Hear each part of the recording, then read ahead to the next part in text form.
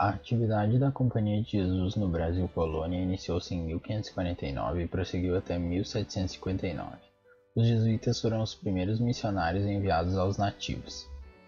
Nessa época, a população no Brasil era dispersa, nômade, e para que o processo de conversão fosse feito, os jesuítas tentaram solucionar esse problema concentrando os índios em aldeias.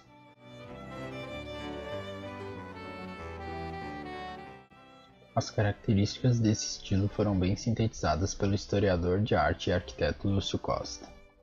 Enquanto para os hispano-americanos, onde a ação da companhia prosseguiu ininterruptamente durante todo o século XVIII, a ideia da arte jesuítica abrange o ciclo barroco completo para nós no Brasil, onde as atividades dos padres, já atenuada na primeira metade do século, foi definitivamente interrompida em 1759.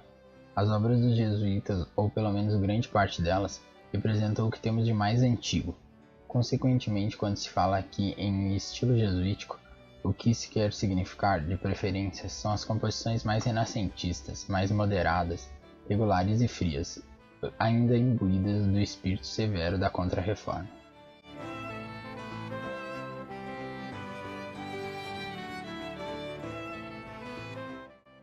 A arquitetura maneirista surgiu na Itália, desenvolvida na década de 1520 a 1600. Michelangelo foi seu expoente pioneiro, implantando o Renascimento, sendo por sua vez eclipsado nos primeiros anos do século XVII pelo Barroco, e visava estabelecer as proporções do corpo humano.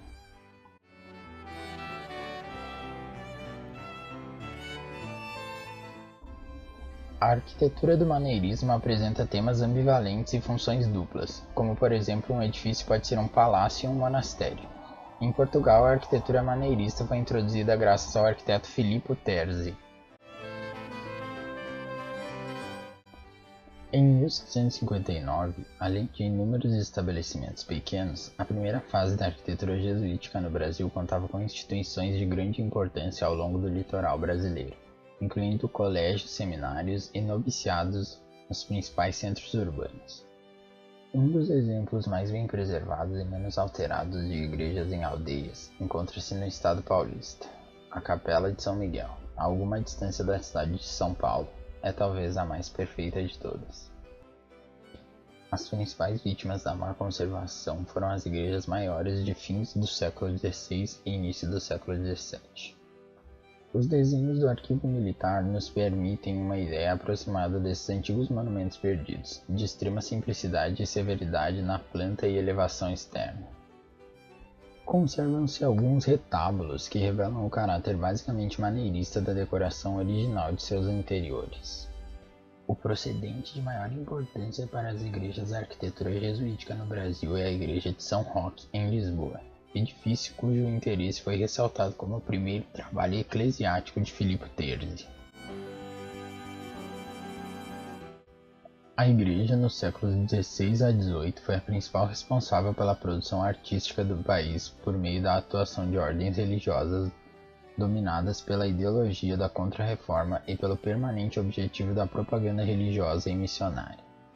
Organizados por Inácio de Loyola, na primeira metade do século XVI, os jesuítas rapidamente assimilaram as propostas inovadoras de sua época, promoviam renovação na forma de conceber uma construção religiosa, preocupados principalmente com a necessidade de reconquistar o espaço perdido para a reforma protestante.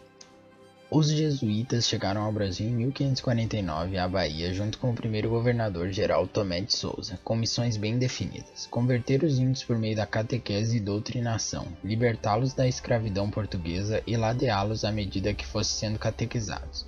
O padre Manuel de Nóbrega recebeu instruções para iniciar imediatamente a edificação de um colégio para meninos em Salvador. Nas construções da época da colonização, nota-se preocupação com a colocação dos edifícios em pontos destacados da paisagem natural. Eles eram consistentemente regulares, com um amplo pátio na frente. A igreja se sobressai com um exterior simples, sendo as paredes altas e o telhado visto por dentro.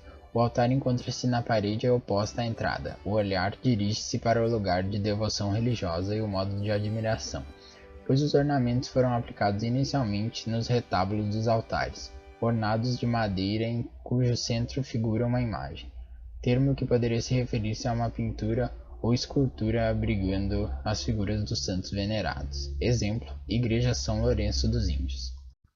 Na primeira metade do século XVIII, as construções jesuíticas ainda mantêm algumas características do século anterior, como fachadas e plantas retilíneas e simplicidade ornamental, ao mesmo tempo que adquirem certa monumentalidade, tornando-se altas, planas, repartidas horizontal e verticalmente por pilastras, cunhais e cornijas, com frontões triangulares combinados com torres na fachada. A igreja passou a possuir externamente um volume retangular e dentro os cômodos são encaixados uns nos outros, compondo um conjunto com nave, capela-mor, sacristia transversal nos fundos do edifício e os corredores com toda a extensão lateral. Um segundo pavimento forma tribunas sobre os corredores em um coro. A ornamentação também ganha áreas importantes. A ampliação de decoração dos arcos de junção, construídos entre os espaços dos pilares, cobertos com ornamentos, e dos tetos feitos com forros planos ou abobadados. O conjunto poderia ser folhado a ouro, produzindo efeito de deslumbramento e admiração de outros que entravam nesses espaços. Exemplo, Igreja de São Francisco Xavier e Colégio de Santo André, Belém, e a Catedral Basílica de Salvador, Bahia. Data de 1580, a formação da aldeia de Nova Almeida é a única que mantém a urbanização jesuítica. A igreja e a residência foram construídas num outeiro, pequena elevação de terreno, que ocupava a foz do Rio dos Reis Magos. A Igreja dos Reis Magos e a residência possui excepcional implantação na paisagem, de costas para o mar, em um ponto elevado e sem construções que obstruam a vista para o rio. A igreja tem em frente a um grande terreiro. Sua fachada é simples, composta de um retângulo coroado por um frontão triangular com pináculos nas extremidades e uma cruz no topo. Sua única porta, bem como as 3 janelas do piso superior, tem vergas retas. A porta tem uma moldura de pedra de Liós e o frontão é perfurado com um óculo polilobado. Destaca-se em seu interior o retábulo vigoroso, largo, ocupando toda a parte da igreja. Ao centro do retábulo há uma pintura representando a adoração dos Reis Magos, atribuída por Serafim Leite ao religioso Belchior Paulo, revelando a influência da escola maneirista flamenga.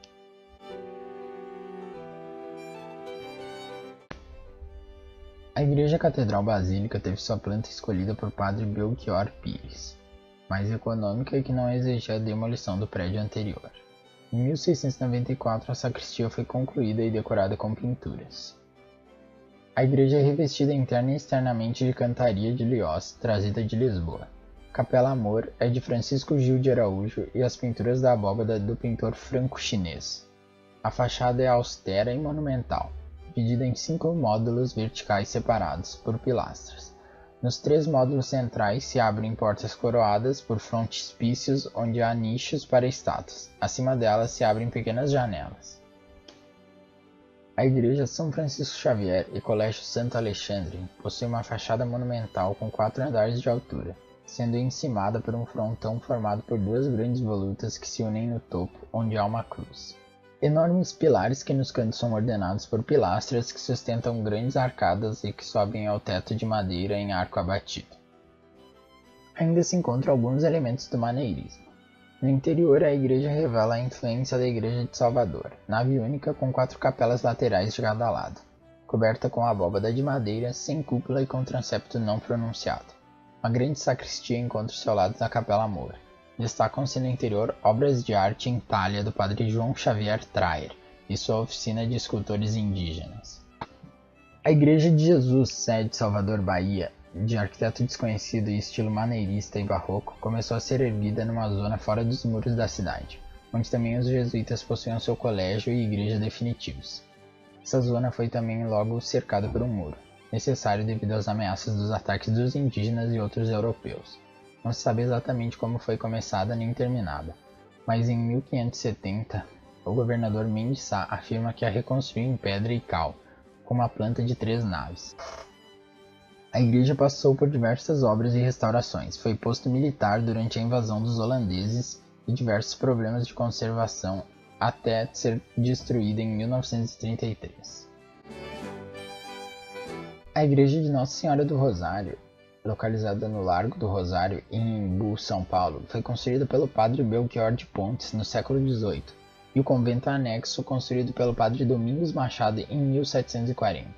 Embu ou Emboi Como geralmente aparecia nos documentos jesuítas, foi uma aldeia edificada nas terras da Companhia de Jesus, doadas por Fernão Dias Pais e sua esposa Catarina Camacho. No final do século XVIII, o padre Belchior Pontes constrói uma nova capela dedicada a Nossa Senhora do Rosário.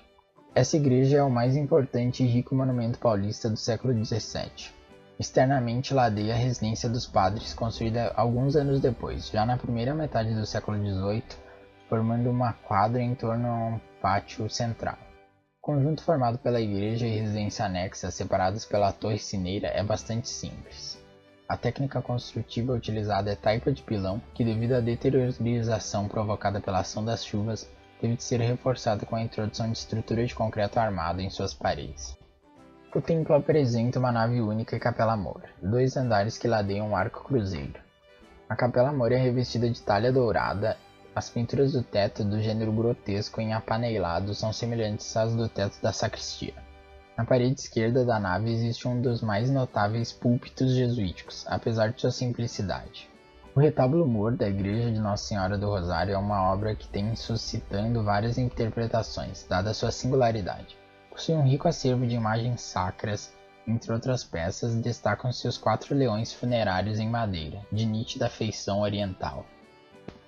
No interior da igreja, nota-se uma preocupação maior com a decoração, principalmente em relação às pinturas dos tetos da capela-mor, em caixotão e as da sacristia, cujas figuras nesse último ambiente denunciam a influência oriental. Possui um rico acervo de imagens sacras, entre outras peças.